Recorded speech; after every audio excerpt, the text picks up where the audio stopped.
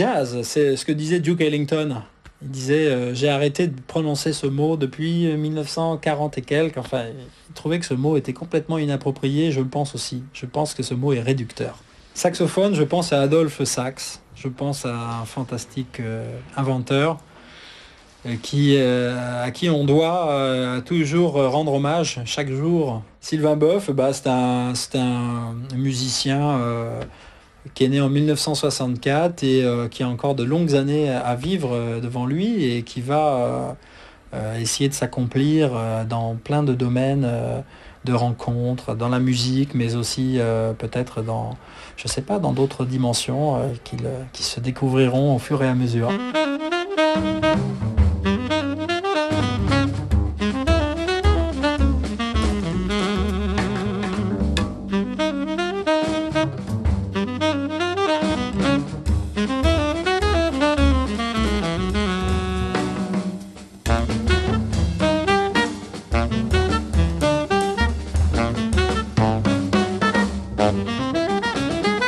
Aussi loin que ma mémoire me le permet, je crois qu'en fait, les premiers instants de musique ont été les instants que j'ai partagés avec mes frères et sœurs en fait, en famille. Je ne savais pas quel instrument je voulais réellement jouer au départ. Hein.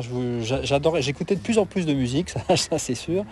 Et en essayant de participer en fait avec la musique. C'est-à-dire que quand j'étais petit, je dansais avec les disques beaucoup. Je chantais avec les disques.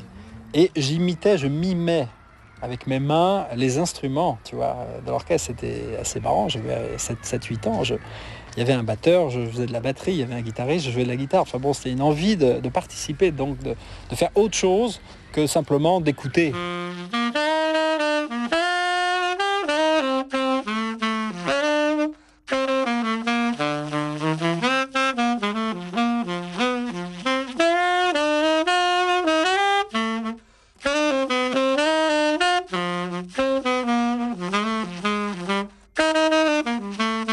J'ai eu la chance d'avoir des frères et sœurs musiciens, dont un grand frère qui jouait de la clarinette, qui était très bon, un classique. Et c'est lui qui m'a donné envie, en tout cas, de souffler dans quelque chose, quoi. Donc la première approche, je crois que ça a été le son de la clarinette et tous les dérivés de la clarinette, c'est-à-dire les bois, les flûtes, tu vois, ces instruments qu'on entendait dans les disques de classique. Puis après, un jour, il m'a fait écouter un disque de Sidney Bechet et sur ce disque, j'étais frappé par le son de la clarinette qui n'avait rien à voir avec le son, le très beau son très droit, très pur de la clarinette classique, tu vois. Et donc là, ça a été, mais qu'est-ce que c'est que ça, quoi ? C'est incroyable. Le même instrument, une autre expression, mais complètement différente, c'est pas possible. Et je crois que ce jour-là, j'ai eu déjà un premier déclic.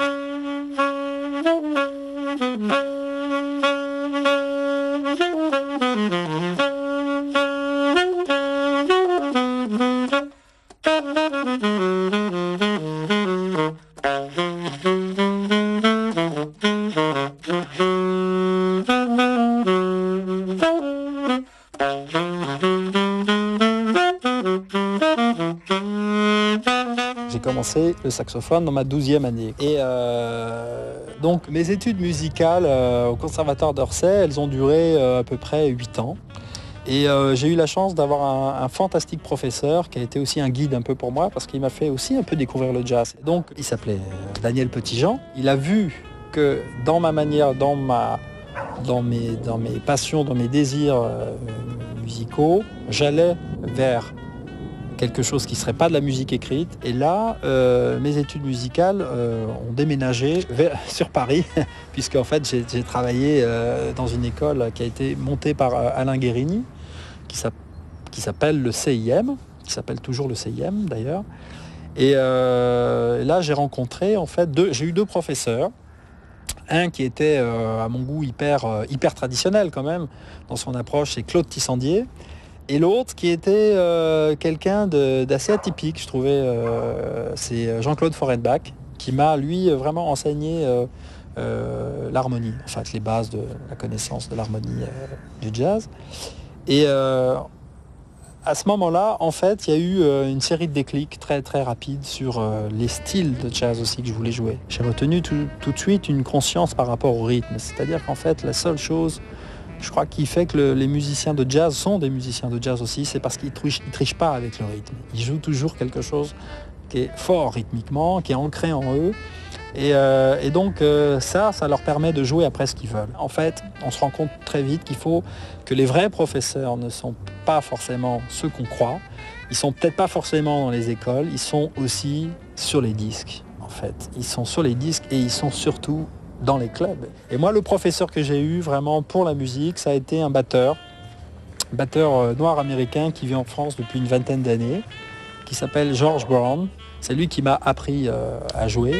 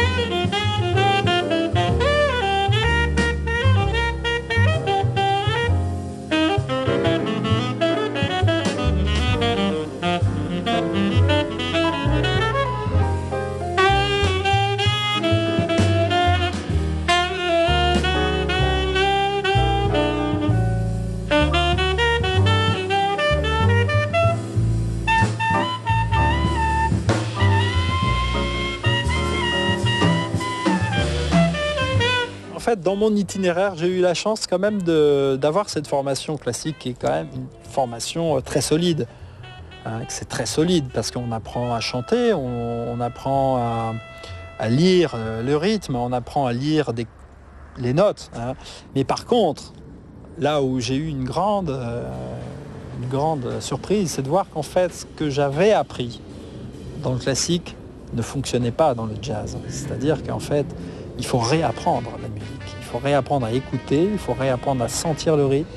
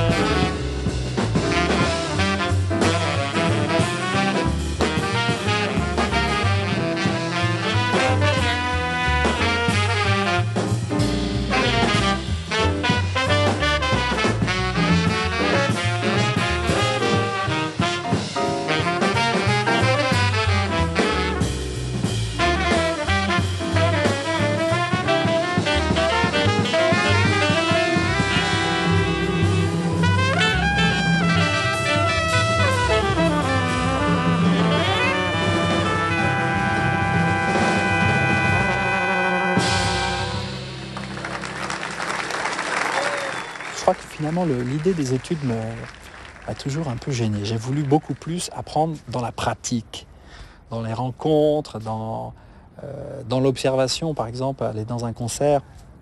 Le premier concert que j'ai entendu de jazz, j'en ai encore les poils dressés, c'était Pepper Adams. Et Pepper Adams qui était tout maigre, avec ses 1m80, là, il était très très grand, et il jouait sans bouger, le regard fixe vers un point, comme ça, et je me dis mais c'est extraordinaire, il n'y a pas de partition sur scène. Qu'est-ce qu'il joue ? En fait, qu'est-ce qu'il joue, quoi ? Et en fait, j'avais pas compris qu'en fait, il jouait quelque chose qui était vraiment à l'intérieur. Je pensais que c'était des choses qui étaient écrites. Enfin, pour moi, c'était clair. Il y avait des partitions. Bon, c'était une musique avec un orchestre. Il fallait qu'il y ait de la musique écrite. Et en fait, là, ça a été le déclic parce que j'ai réalisé qu'il parlait de quelque chose que je connaissais pas.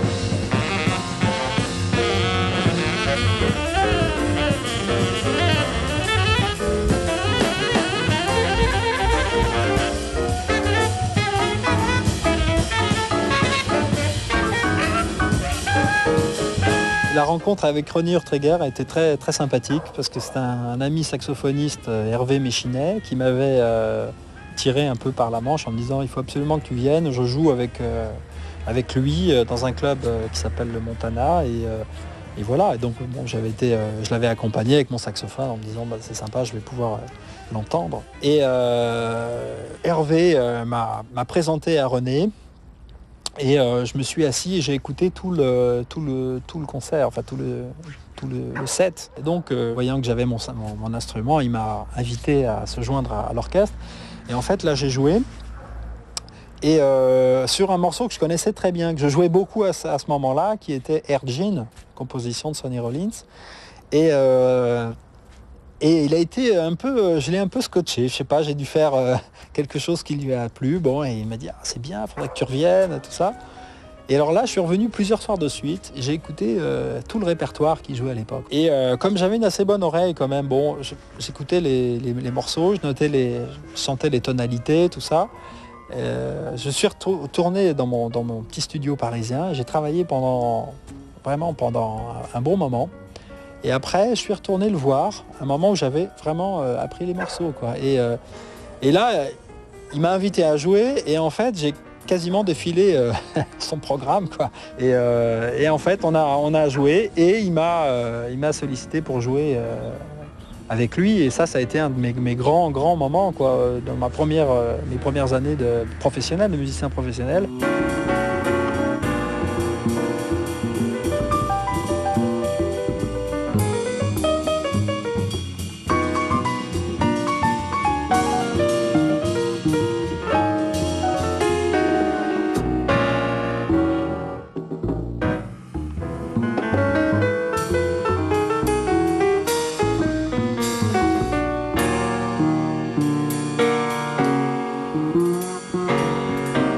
Moi, je garde un très bon souvenir de cette époque, de cette année 87, parce qu'elle correspond aussi au moment où je rentre dans deux big bands qui sont complètement, radicalement différents. Le Swing Machine de Gérard Badini et le Dodeka Band de Martial Solal. En fait, je crois que Gérard Badini aura eu quelque chose de très bénéfique sur moi, c'est qu'il m'a fait découvrir Duke Ellington, parce qu'en 87, je ne connaissais pas du tout Duke Ellington, et il parlait de Duke Ellington aux musiciens quand il dirigeait son orchestre, et je me suis dit, mais bon, tout le monde connaît Duke Ellington, moi le premier, je connais le nom, mais en fait, je ne connais pas réellement sa musique, je ne connais pas sa musique, donc va t'acheter des disques, écoute Duke Ellington et commence à... Voilà.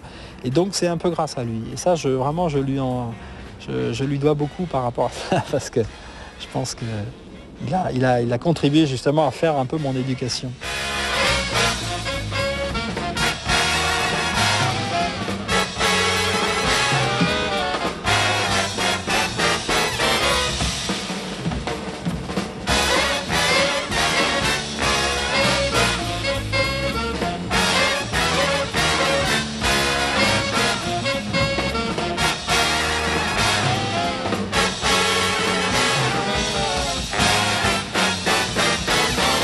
Martial Solal, lui, il m'a éclairé sur justement une certaine gravité de la musique, c'est-à-dire qu'en fait la musique, l'arrangeur, le compositeur de jazz dépasse très très largement la musique du jazz et va dans des musiques très très loin, très très loin devant lui ou derrière lui, mais c'est un explorateur. Alors que Gérard Badini, il a toujours, en tout cas par rapport aux musiciens de l'orchestre, parlé des valeurs très très traditionnelles du swing, c'est-à-dire ce truc qui fait que un orchestre, un groupe de musiciens doit jouer tout le temps ensemble.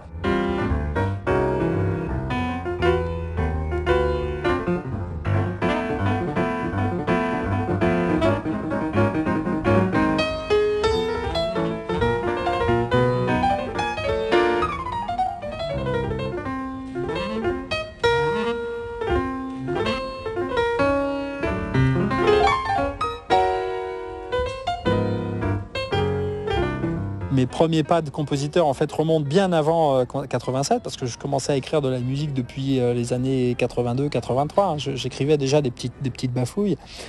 qui était d'ailleurs assez difficile à jouer, c'était un peu tordu, un peu tiré par les cheveux. Et puis progressivement, à force de jouer aux côtés de grands musiciens comme quelqu'un comme Aldo Romano, donc des gens qui ont essayé de se créer un univers de composition, un univers musical, progressivement, c'est vrai que j'ai eu vraiment envie de commencer à monter mon premier groupe avec des musiciens avec qui je jouais un petit peu régulièrement et dont je savais que, si tu veux, ils iraient un peu dans la même direction que moi.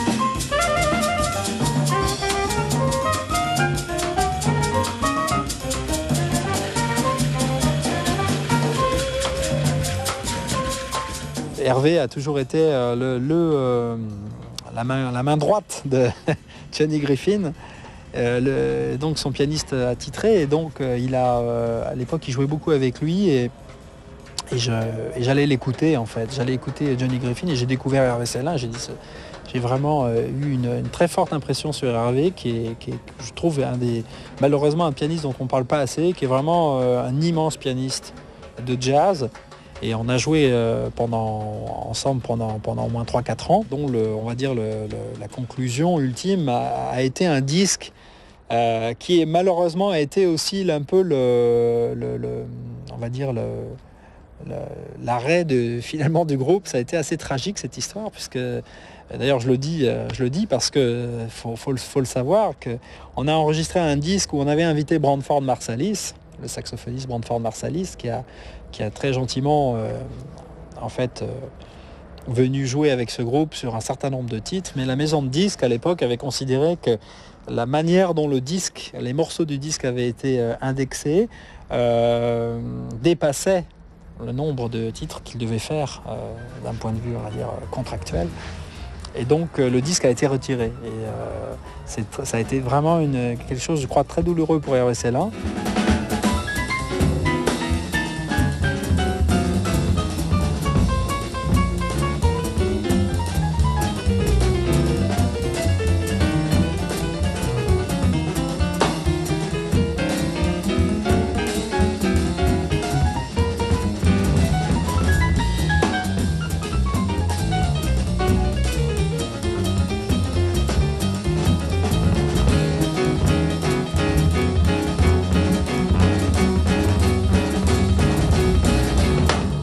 Le premier album, c'est 1993. Ça reste quand même un disque très, très intéressant pour moi, un repère. Mais bon, moi, j'écoute pas trop mes disques. En fait, je les écoute une fois, je les enregistre et après, j'essaye de penser surtout la musique sur scène et avec les musiciens, parce que je considère que le plus important, c'est de jouer la musique en concert. On a une double vie entre la scène, où on a une expression avec un public, où on joue une musique comme ça, on a tout de suite un écho en face de soi, et puis ce travail de studio qui est plutôt une sorte de travail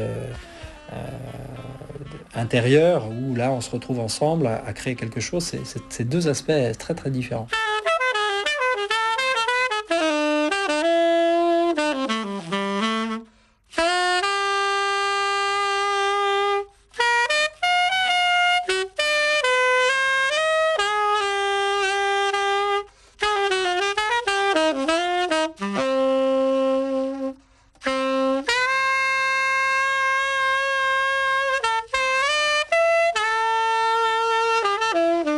Le projet Océan, c'est un magnifique groupe qui a été créé par la harpiste Isabelle Olivier. Ce que j'ai aimé dans ce projet, c'est que au tout début, c'était la rencontre d'Isabelle Olivier avec son monde, avec sa culture musicale, on va dire, classique, et en même temps musique, on va dire, un peu celtique, c'est-à-dire cette musique traditionnelle qui est un peu inhérent à l'instrument, hein. On pense à Alan Stivell et toute cette musique-là, donc la musique folk aussi, hein. Et donc, ce groupe a vécu, enfin, en ce qui me concerne, j'en ai fait partie pendant 3 ans, et on a enregistré un très bel album, hein, qui s'intitulait Au pied la mer.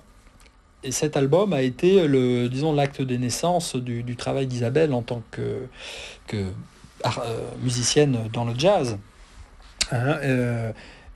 Donc c'est la période où finalement moi je me suis consacré à d'autres projets, donc pas en tant que on va dire leader authentique, mais justement de savoir un peu aller chercher des choses dans d'autres formations, dans d'autres groupes pour s'enrichir d'autres situations, d'autres événements, et c'est ce que j'ai bien fait.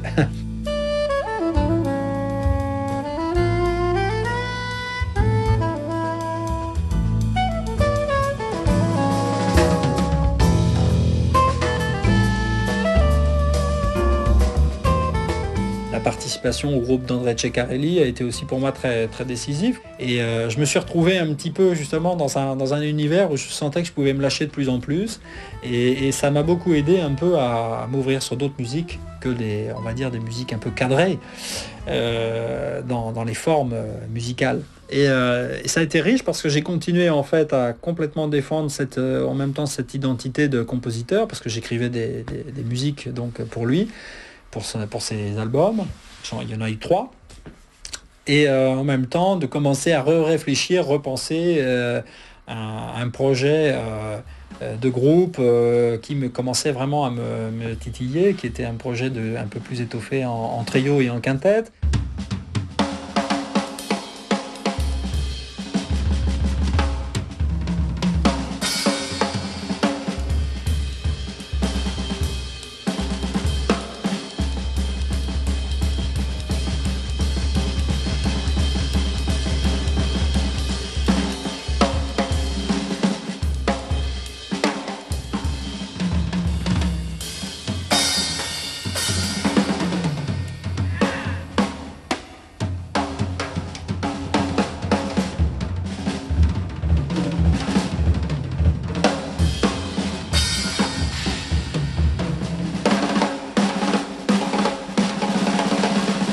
Antipodes a été composé au départ, étrangement, ça c'est un scoop.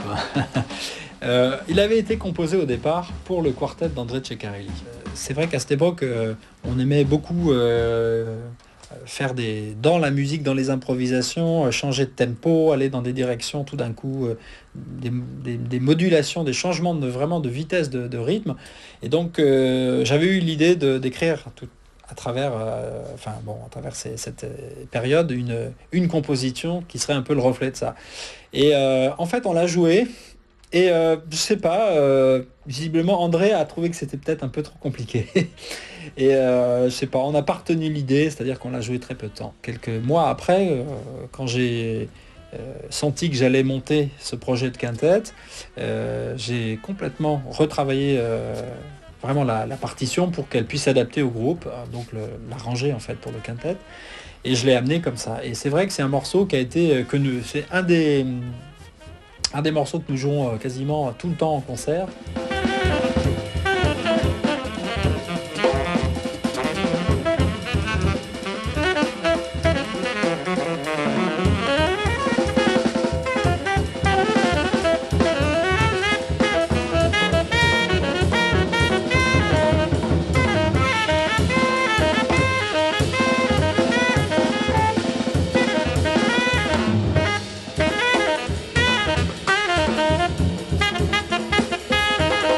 L'enregistrement du disque Soul Notes, donc, qui a eu lieu en décembre 2000. En fait, par rapport à toutes mes productions, donc mes 2 disques précédents, j'ai vraiment opté pour l'assistance d'une direction artistique, en la personne de ma femme, Isabelle Olivier, qui a su complètement être à l'écoute du groupe et conseiller le groupe à des moments où c'était nécessaire. Et ça a été très, très, très intéressant de pouvoir compter sur elle dans aussi dans dans le dans la manière de travailler en studio, parce que c'est vrai que enregistrer un disque est quelque chose d'assez éprouvant.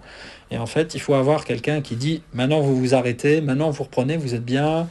Et c'est vrai que ça a été très bien de compter sur elle, d'autant plus qu'elle a des oreilles très très fines.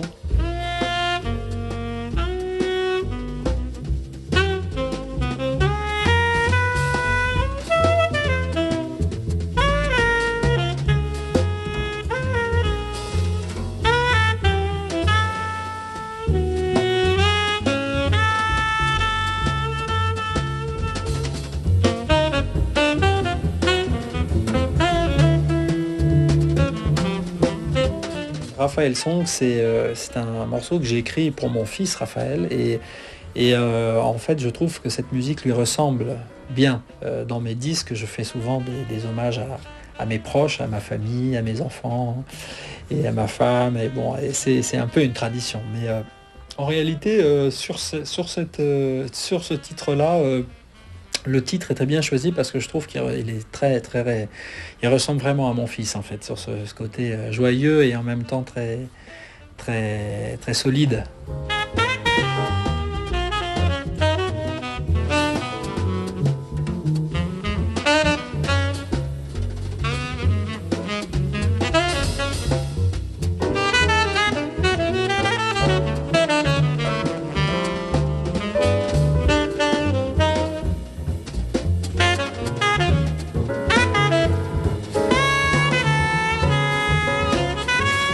Le quintet, pour moi, ça offre une sorte de vision d'un paysage avec plusieurs paysages comme ça en toile de fond avec des plans visuels qui sont comme ça repoussés un peu jusqu'à l'infini. Et c'est ça qui est très agréable, c'est qu'il y a tellement de couleurs avec ce groupe en quintet, avec François Verly qui propose toutes ces couleurs d'instruments de percussion, Manuel qui joue aussi sur des couleurs, que en fait le mélange de l'ensemble crée une sorte de tissu qui est très riche, et des fois très très trop riche même. Et ce qui fait qu'on a besoin de recul, donc j'ai tendance à devenir de plus en plus minimal dans ma manière de jouer, à minimiser, à devenir à élaguer, à jouer quelques touches pour avoir le plaisir d'entendre aussi tout ce qu'il y a autour de moi. Et ça, c'est vrai que c'est un des bonheurs aussi que je vis avec le quintet, c'est d'avoir toute cette matière de son autour.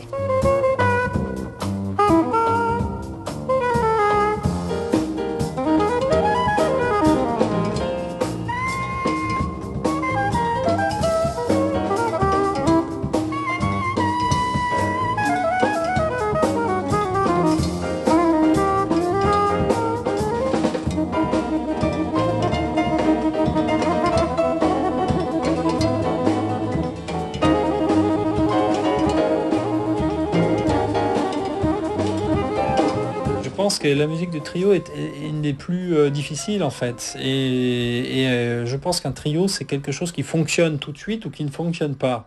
C'est assez étonnant, j'arrive pas trop à l'expliquer, mais en réalité, c'est une constatation qui s'est avérée être vraie. Parce qu'à chaque fois qu'on joue en trio, là je pense que j'ai vraiment eu la chance de rencontrer les musiciens, mais idéal pour moi, Franck Agulon à la batterie et Diego Humbert à la contrebasse, qui sont deux musiciens avec lesquels j'ai tout de suite eu à la fois des affinités personnelles, mais en même temps musicales immédiatement. Enfin, c'est assez magique, c'est magique. Donc le trio, il y a une certaine magie cachée qu'il faut reconnaître, c'est-à-dire que on a tout de suite une sorte d'à-propos ensemble où on l'a pas.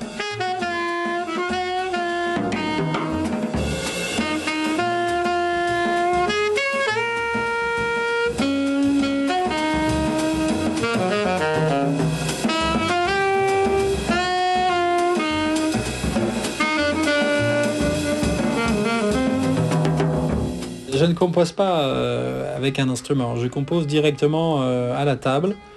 Et ça, c'est quelque chose que je fais depuis de longues années d'ailleurs, parce que étant un très mauvais pianiste, je n'arrive pas à réaliser ce que j'écris au piano, ou très mal. Donc je considère qu'il vaut mieux développer donc un travail efficace à la table. Donc pour les gens qui ne savent pas ce que c'est simplement de travailler en l'absence d'instrument, donc directement avec... le seul instrument que je peux avoir néanmoins, c'est un diapason. Parce que des fois, je peux perdre le La ou ces notes proches. Et donc ça peut m'aider des fois à me remettre sur justement un certain niveau de fréquence.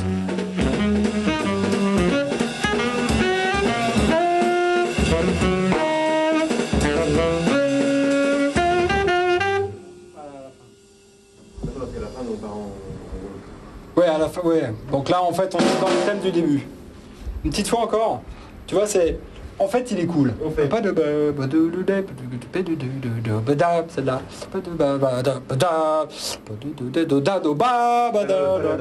Et je pense que quand même, il faudrait presque que tu le fasses entièrement avec nous, quasiment. Mais je le ferai. Ouais, je peux pas faire du solfège rythmique, c'est ça le truc. Mais non, mais c'est-à-dire que c'est juste la dernière note. Non, mais je la fais. Pas de soucis. Tout à l'heure, tu disais pas la. Maintenant, tu fais pas la. Il y a 2 minutes, tu disais que le pas la. Non. Voilà, celle-là, elle est douce. En faisant une fois le plan. Allez. 1, 2, 1, 1.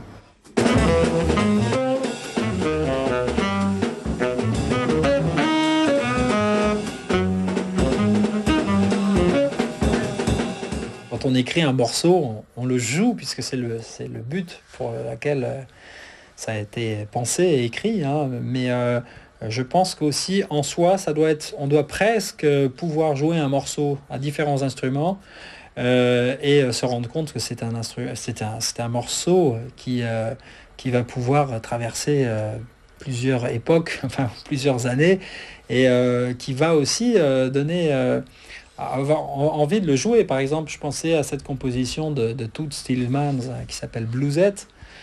Qui est très marrant parce qu'en même temps c'est quelque chose de très naïf. C'est très naïf comme petite mélodie, c'est une petite mélodie mais en même temps très belle, qui rappellerait presque une petite mélodie presque enfantine un peu, hein. Et en même temps c'est quelque chose qui peut être joué de tellement de façons différentes que c'est ça qui est fabuleux. Enfin, donc je crois qu'une composition, écrire de la musique, ça doit aussi... on doit pouvoir se poser la question, est-ce que je suis le seul à pouvoir jouer ce que j'ai écrit? Ça, je trouve ça intéressant.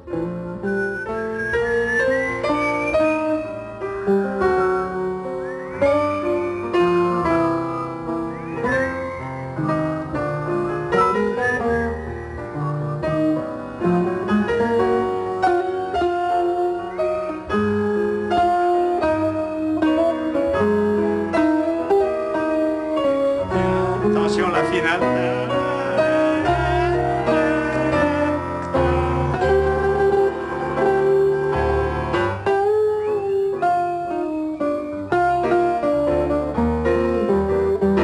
La route, c'est d'être dans une perpétuelle envie de rencontre et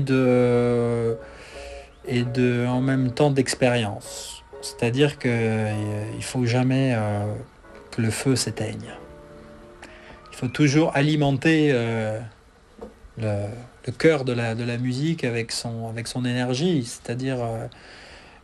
mais je pense que la route, c'est quelque chose que je voudrais faire et que je tends à faire maintenant, mais le plus possible en famille, c'est-à-dire de pouvoir emmener ma famille quelque part, dans un autre pays. Ça, pour moi, ce serait le but ultime de tout ce que j'ai fait, c'est-à-dire d'arriver à me déplacer comme ça, géographiquement, d'un endroit à l'autre sur la Terre, en me disant, je suis là, maintenant, et je fais le même métier, je travaille avec d'autres musiciens, c'est génial. Je trouve ça fantastique. Et je trouve que c'est le but aussi de notre vie, c'est de se dire que il faut apprendre à changer de point de vue en voyageant.